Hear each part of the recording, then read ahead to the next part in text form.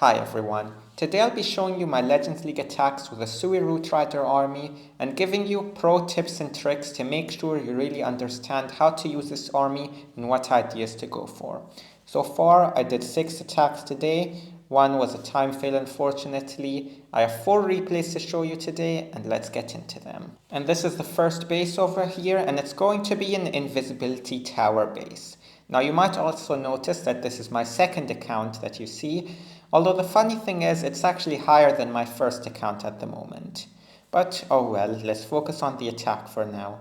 So there are a few important ideas to go for when using the Root Rider army. And the first thing is when you start out, you first use the king to set the funnel on one side of the base. So we're going to be doing that first over here. And then it's also important to get a funnel on the other side with a siege barracks, and then combined with the siege barracks, either the queen or the royal champion. And we're going to talk more about that in a bit, but first a skeleton spell for the king.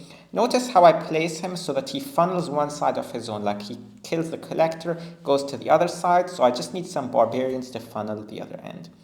Now, I just did some barbarians on this gold mine down here to make sure the spiky ball can be redirected to the scatter shot. It didn't work unfortunately, but sometimes it helps with redirecting the spiky ball. Now I place the siege barracks, and do I want the queen or royal champion to funnel? Well, it's really a 50-50 kind of here, because the queen can get good value if she goes towards the scatter shot, but I thought the damage is a bit high and I'll just use the queen over here with the main push of the Root Riders and everything and get them towards the core of the base. Now I send the royal champion over here into the scatter shot compartment and I use a rage spell to make sure she gets the funnel going quickly. Now maybe this wasn't the best choice and also the spirit fox died kind of quickly, but as you notice the main push has like a very perfect funnel into the base. Like the whole base is pretty much like really funneled out perfectly. Now a nice warden ability makes sure everything goes through the core. And then the overgrowth here is going to be towards the back side because there's actually nothing left of the base. Now on other attacks, you're going to notice how I use the overgrowth to kind of funnel the Root Riders and make sure that they go towards one side. And we're going to be looking at that in a bit. Now I have a few super barbarians just to help out on the back end, like taking out some wizard towers or an X-Boss in this case, whatever's left over. So now the Root Riders are just finishing through the base. It's just simple, use your spells and that's it. We can speed it up. And after this, go into the next attack against a different kind of base and see how we're going to beat that.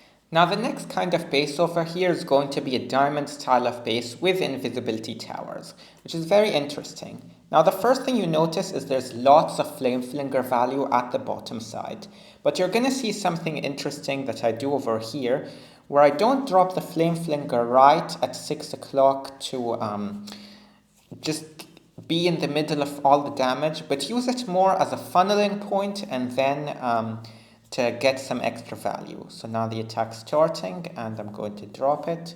Use a super barbarian to funnel. And notice the flame flinger over here, because I want to send my Root Riders into the invisibility tower and then have my queen and king funneling by. So I'll explain more in a bit. So now here I got a bit lucky, or I didn't really think that the flame flinger would trigger the invis tower, but oh well, that worked out nicely. The original plan was to use the giant arrow with the queen on this gold mine over here to just take out that invisibility tower.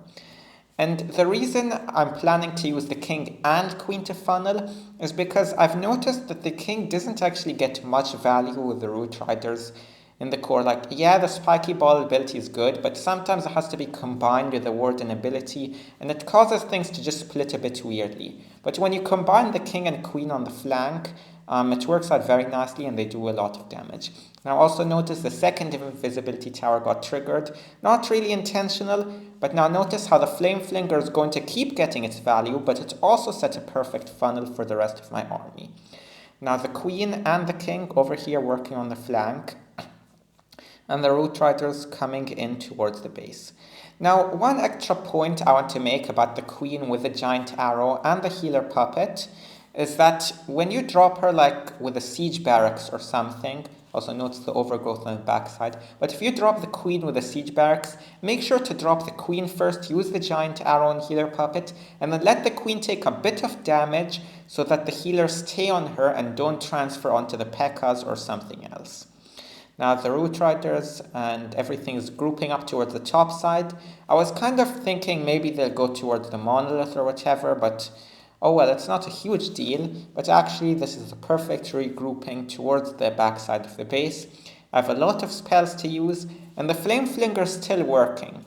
So notice if you drop the Flame Flinger into a lot of value, sometimes it's not even going to take it all out, which is why you should really focus on what the Flame Flinger gets is that it's helping create a funnel, because this is going to be long lasting, and then the Flame Flinger was able to work a bit more towards the end of the base.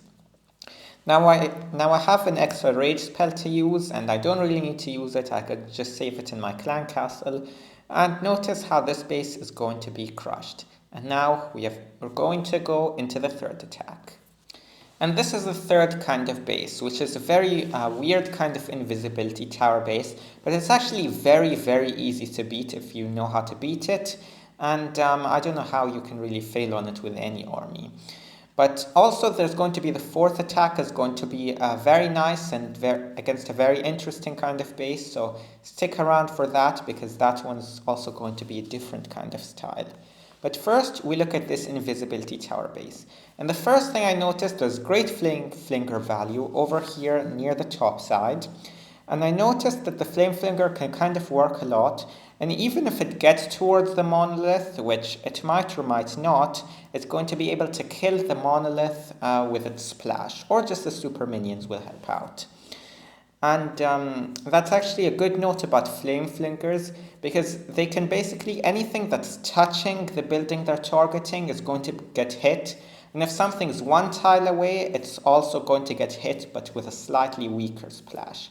But if there's one diagonal tile in between, it's not going to get hit. So just some extra Flame Flinger things you might want to be interested in. You don't have to know it, but interesting. Now the giant arrow with the queen to trigger the invisibility tower, and the queen can start to work a bit on her own. Now I'm dropping the main push, but notice that I'm withholding the royal champion, and you'll see more about that in a bit. So I send in the root riders, do a bit of funneling for them, and get everything towards over here, this area with heavy damage and the clan castle, and warden ability nicely timed. And now I decide to place the overgrowth spell to make sure that the town hall isn't going to be hitting. Now if you have two overgrowth spells, as some people do, you can just keep overgrowthing the town hall and then leave it for the last thing. But I have an interesting idea that I want to use here. So as you see, both sides of the town hall area are getting funneled very nicely, and I'm going to be able to send the royal champion in to get the area. And it's going to be super satisfying because like the royal champion jumping over like 50 walls is super cool. It's like when you use a jump spell over 7 tiles or something on those progress bases and stuff with sneaky goblins. Very nice to see. But basically the base is gone. I have a king ability, I have a royal champion ability, and the base doesn't exist. I also have a rage spell, a free spell, and yeah, the base can't really do anything. And look at the hogs jumping up there, that's pretty cool. But this base is gone, and we have one more attack to show you, so let's get into that one now. Now this is going to be the base, and you might recognize it because it was one of the early bases of Town Hall 17. Itsu used it, and it's very good. I think this version is slightly different with the fire spitters or something, but the base... So I was thinking I might go from the bottom side on this base, but I was like, the path towards the town hall is very long and very annoying to go through. So on these kind of bases where the path to the town hall is very long, you go in towards the town hall, which is a common idea. Now first I'm going to use the king to get himself in and make a nice funnel. Notice how he funneled himself on his own. This is a very important skill that pro players use, to use as little funneling troops as they can, and just letting the heroes funnel themselves. Now Here's Siege Barracks, nicely placed, with a skeleton spell to distract, and the Root Riders and everything's going to go towards the Town Hall. Giant Arrow also placed, spawns some healers for the Queen, Headhunters, Royal Champions coming in, also as more of a funneling point. But notice on this attack the overgrowth placement, which is very important for the success of this. So I placed it just to clip the multi-archer tower and the scatter shot, to funnel everything to regroup on the right side of the base. And this is very important to make sure that the Root Riders and everything else doesn't split away. Now the super minions are nicely working on the right side of the base, gonna take out the ricochet cannon, and everything's now coming towards the middle, and I have a lot of spells that I can work with. Now the overgrowth is going to wake back up all the defenses, but I have a big force moving through. Now the Queen is the only thing in that area, but the Root Rider and Royal Champion push is very healthy and moving towards the right side. At this point I had like 2 minutes left in the attack or something, so you can see how it was very quick, and I could just wait for everything to move through the base. So we can speed it up just a little bit. So you can see I still have a freeze spell, rage spell, and Royal Champion ability. And once everything kind of closes in, I'm going to use the freeze spell, and I don't want to use the rage spell to save it for the clan castle. And that's it, the base is completely crushed. So I hope you found these tips in this video very useful, and they help you to really learn the Root Riders. It's important to notice the overgrowth, whether you use it on the back side, if there's a lot of damage on the back side, or just use it as a funneling point, which is more common, to make sure that everything groups up with the flanking group, like the Royal Champion on the side or the Queen on the side, if the Root Riders group up with them. Now soon I'll be making some Clan War League videos showing One Legion's Clan War League hits, and hopefully those will be very nice. If you missed the ones from 2 months ago, you might like to check them out. Lots of creative hits, and they're very cool to see. But thanks a lot. I hope you enjoyed this, and bye-bye.